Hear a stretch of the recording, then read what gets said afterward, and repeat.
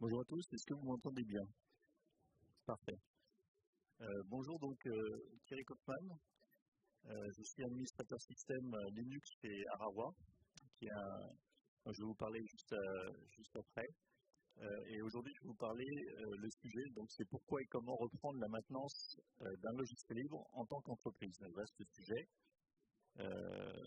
Alors d'abord quelques mots sur Arawa, qui est une entreprise de services numériques spécialisée dans la collaboration open source, qui existe depuis 2016. Arawa travaille avec un certain nombre de logiciels. Historiquement, on a démarré avec Nextcloud au moment du fork en 2016. Et Arawa s'est diversifié, donc on travaille aujourd'hui avec des logiciels d'édition collaborative en ligne comme Collabora Online et OnlyOffice. Également, on fait de la visioconférence avec BigBlueButton principalement. On fait de la messagerie instantanée avec RocketChat, Element.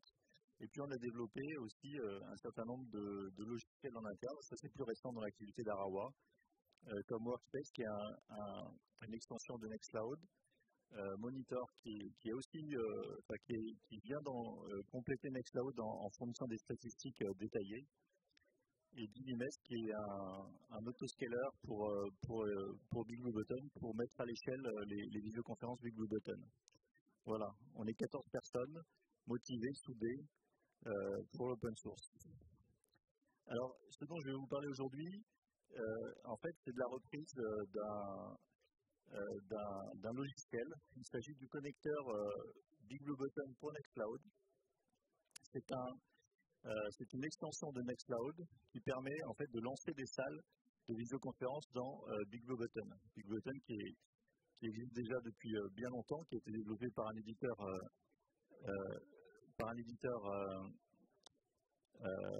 canadien. Et donc ce connecteur existe depuis déjà pas mal d'années. Il a été développé quasiment par un développeur seul, sur son temps libre, qui s'appelle Klaus Herbert, qui est allemand.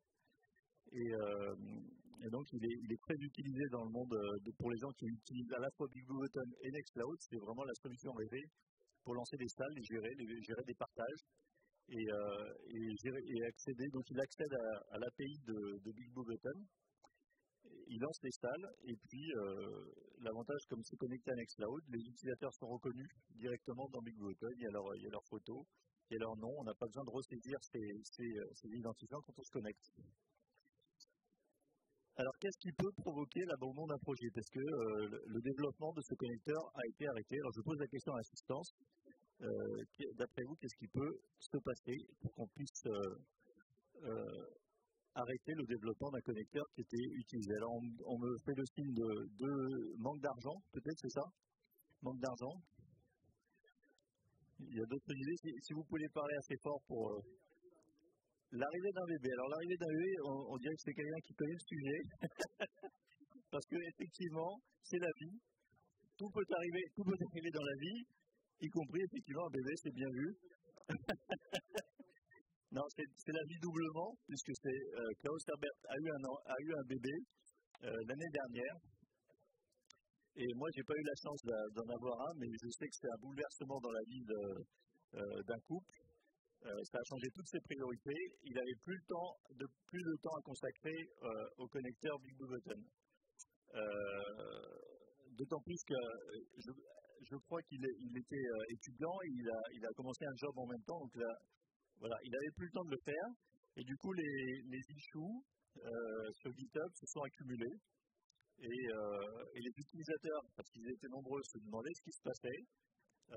Et nous, aux premières loges Arawa, puisqu'on est utilisateur de ce connecteur en interne chez Arawa, mais aussi on le met en place chez nos clients.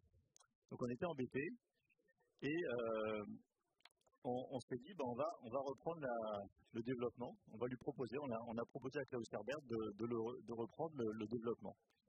Alors dans le monde du logiciel libre, il y a plusieurs options quand on veut reprendre le développement d'un logiciel libre. On peut soit contribuer, comme ça se fait avec des pull requests, le projet est hébergé sur GitHub, on fait des propositions, on sort le projet, on contribue au projet principal. Ça a des avantages, c'est que c'est facile à faire, mais encore faut-il qu'il y ait quelqu'un pour accepter vos pull requests. Le serveur n'avait pas le temps de le faire, ça. Même ça, il n'était pas capable de le faire. L'autre possibilité, c'est de forker. Vous faites une branche, vous créez un nouveau projet. Sur GitHub, ça prend quelques secondes. Vous dites The Fork, vous avez votre propre projet et vous développez, vous êtes totalement libre de faire ce que vous voulez avec. L'inconvénient, c'est que vous avez séparé la communauté en deux. Il y a ceux qui utilisaient votre connecteur, il y a ceux qui vont utiliser votre nouveau projet. Et puis en plus, sur l'App Store de Nextcloud, ça va créer deux projets maintenant. Vous allez séparer la communauté en deux. Ça s'est produit, vous le savez, avec OnCloud et Nextcloud. Là, il pourrait y avoir... donc les efforts sont perdus un petit peu, sont partagés. Donc ce n'est pas le choix qu'on a fait chez Arawa. On a fait le choix de la reprise. On a fait le choix de la reprise, le passage de témoins. On a proposé à Klaus Herbert de reprendre la gestion. Donc ça a pris du temps. D'autant plus qu'il était tellement pris que les délais de réponse étaient longs, plusieurs semaines parfois, avant qu'on ait une réponse. Mais on a insisté, on a prouvé d'ailleurs qu'on était capable, parce que Klaus Herbert ne voulait pas lâcher le bébé comme ça. Il venait d'en avoir un, mais il ne voulait pas lâcher celui-là. Et il voulait être sûr que ceux qui reprenaient le projet allaient le faire bien. C'était important pour lui. Donc on a dû montrer nos compétences. On a dû prouver qu'on était capable de le faire. Qu'est-ce qu'on a fait donc pour... l'éthique de la reprise, c'est quoi? Justement, on a respecté le créateur, on a respecté ce que Klaus Herbert avait déjà fait, on s'est appuyé sur son travail, on n'a pas dit on va tout refaire de zéro, on va repartir de rien. Mais on a comme ligne de mire le métier, les utilisateurs, c'est eux qui doivent guider nos développements, c'est l'utilisation qui est faite du logiciel. Vous voyez que la balance penche un petit peu du côté des utilisateurs, donc on respecte ce qui a été fait, mais on se dit on va améliorer, on va continuer le travail et puis guidé par le métier. Alors, au niveau des aspects techniques et du design, on s'est conformé aux règles et principes de Nextcloud. Il se trouve que le connecteur avait été développé avec une technologie qui n'était pas compatible avec les nouvelles versions de Nextcloud, qui était du React. Et Nextcloud a fait le choix de Vue.js pour le front du logiciel. Donc on a modifié une partie du code pour se conformer davantage à ce qui se fait dans Nextcloud et garantir en fait une meilleure intégration dans Nextcloud, que les utilisateurs ne soient pas perdus quand ils utilisent l'extension, que ça soit plus naturel, qu'ils ne soient pas troublés par des champs de recherche qui sont différents, une logique différente. Voilà. Donc on a un peu unifié ça et on s'est rapproché de ce qui se faisait bien dans Nextcloud. Et puis on ne s'est pas arrêté là. On a proposé des évolutions. Alors pour faire des évolutions, on a trouvé un sponsor. On a trouvé un sponsor, en fait c'était une demande. C'était une demande d'un client qui était déjà utilisateur à la fois de BigButton et de Nextcloud. Et ils sont là dans la salle, c'est là du lac, je peux les nommer. On les remercie parce qu'ils ont sponsorisé le premier développement qu'on a fait sur ce connecteur.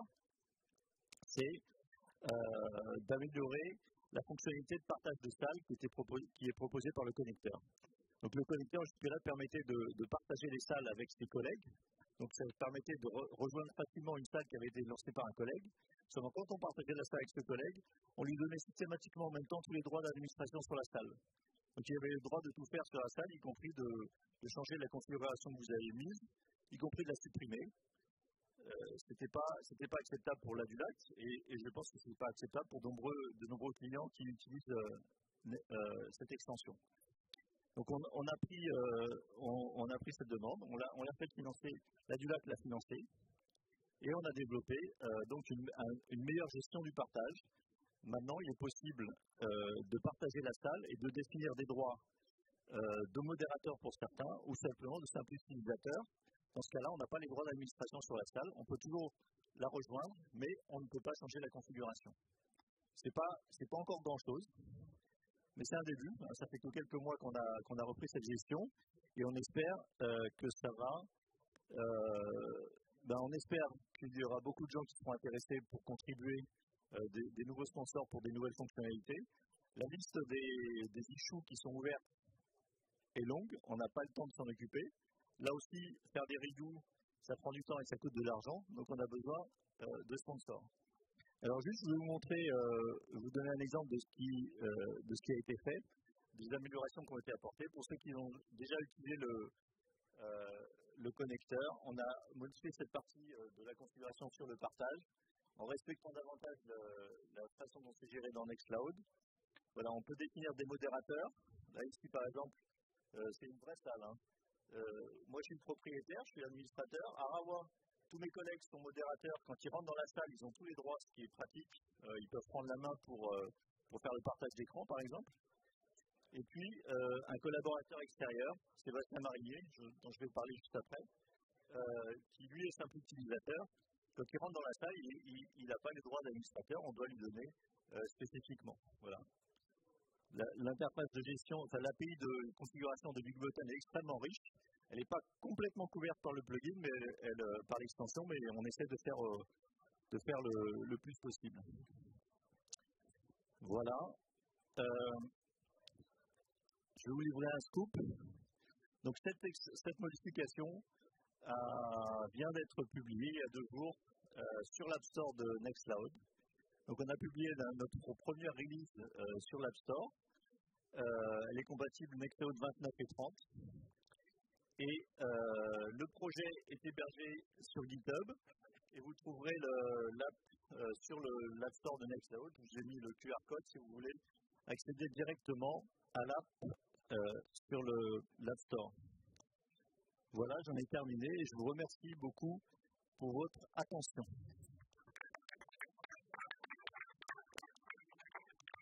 Alors, juste encore quelques remerciements pour Sébastien Marinier, qui est un collaborateur externe d'Arawa. C'est lui qui a fait l'essentiel des développements qu'on a ajoutés au connecteur. C'est un développeur indépendant. Voilà, tout a été fait c'est un développeur full stack, comme on dit. Il maîtrise aussi bien le back-end en PHP que le front-end en React ou en Vue.js, en l'occurrence. Je voudrais remercier également Juliette Reinders-Polmer, qui est, je crois qu'elle est hollandaise, qui m'a inspiré un peu pour cette présentation. Elle a fait une très belle présentation sur la reprise d'un logiciel libre au forum de la FUP en octobre à Paris. Et elle a repris elle-même la gestion d'un logiciel libre qui avait été abandonné. Donc elle l'a repris en propre et je crois un peu sur son temps libre d'ailleurs. Et puis je remercie également le web pour m'avoir fourni un certain nombre d'illustrations pour cette présentation. Voilà, si vous avez des questions, s'il reste encore un peu de temps. Oui, bien sûr, on a pas de temps pour des questions. Je suis ouvert aux questions. Attendez que je mette l'oreillette.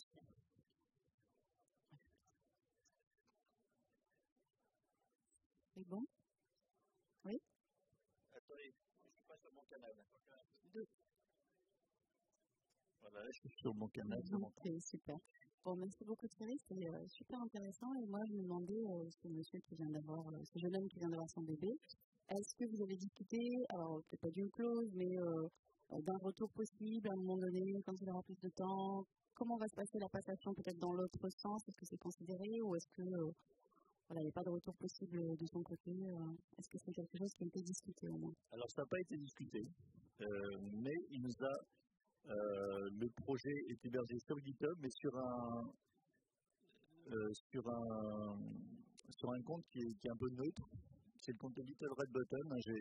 C'est la diapo précédente. C'est pas le dépôt d'Arawa. C'est pas le dépôt d'Arawa. Donc si jamais voilà, on l'a pas, on est contributeur, on est devenu contributeur principal. Mais ce n'est pas le dépôt d'Arawa. Donc effectivement, il y a toujours la possibilité que ça lui revienne un jour et ça n'a pas été discuté, simplement. Est-ce qu'il y a d'autres questions? Bon, écoutez, je vous remercie beaucoup. Moi, j'en ai une. Pardon. Je voulais juste savoir combien de temps ça t'avait pris de cette phase un peu transitoire entre le moment où vous avez imaginé reprendre et le moment effectif de la reprise. Combien de temps il s'est écoulé? Plusieurs mois, parce que les contacts avec Klaus Herbert étaient très compliqués. Il y avait certains mois où il ne répondait pas aux emails. Voilà. J'ai pas connu le plaisir, la joie d'avoir un enfant, mais ça bouleversé sa vie au point qu'il répondait plus du tout. Merci. Il y a une nouvelle question. Alors, ce n'est pas vraiment une question, Abdulakt. Du coup, grâce à vous, grâce à ce développement et grâce à cette maintenance que vous nous offrez, on avait prévu initialement d'installer effectivement ce connecteur pour notre propre utilisation au sein d'Abdulakt avec nos utilisateurs et nous-mêmes. Et grâce à cette possibilité, cette qualité d'utilisation, on va maintenant commencer à penser à le mettre à l'échelon de nos collectivités membres. Donc, ça va servir à des centaines de milliers d'agents partout en France. Merci. Et d'ailleurs, on va pouvoir essayer de Divimest peut-être pour cette mise à l'échelle. Bon, j'en profite d'une autre interrogation. Est-ce que vous avez communiqué sur cette reprise au niveau de l'entreprise, sur votre site peut-être? Est-ce qu'il y a eu de la communication autour de ça? Il y en a eu sûrement, parce que notre responsable marketing qui est là, il a dû en parler. Peut-être que tu vas répondre. Oui, bonjour. Effectivement, la communication n'est pas encore bien établie là-dessus parce que justement, voilà, on a repris le projet il y a peu de temps. Et pour ce qui est de la communication, on a deux leviers, c'est les réseaux sociaux, donc on est présent sur Mastodon, X et LinkedIn, et puis on a aussi une lettre d'information mensuelle qui nous permet de communiquer sur nos différents projets, participation à des événements, et notamment le connecteur Big Blue Button. J'ai une question. Vous avez dit que vous n'avez pas négocié de retour avec le créateur principal, donc vous avez dit que vous avez par contre négocié beaucoup pour savoir comment ça allait se prendre la reprise parce qu'il ne voulait pas laisser n'importe comment. Est-ce que vous pouvez donner un peu plus de détails de qu'est-ce que vous avez négocié ou comment vous avez convaincu que vous allez bien le reprendre correctement?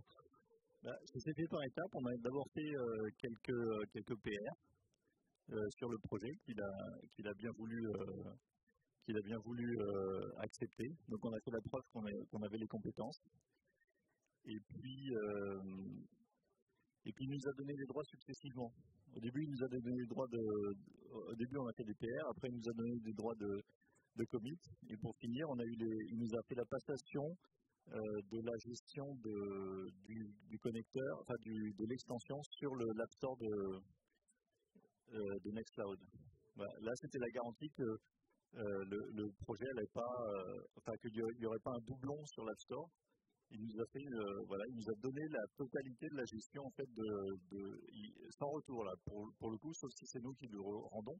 Mais s'il veut un jour, si on ne voulait pas le rendre et qu'il veut le recréer, du coup, il y aura un doublon sur l'App Store. Parce que c'est nous qui avons la main maintenant sur la gestion. On a la clé de chiffrement qui permet de signer les releases sur l'App Store de Nextcloud. Est-ce qu'il y a une dernière question? Je crois qu'on est bon. Merci beaucoup.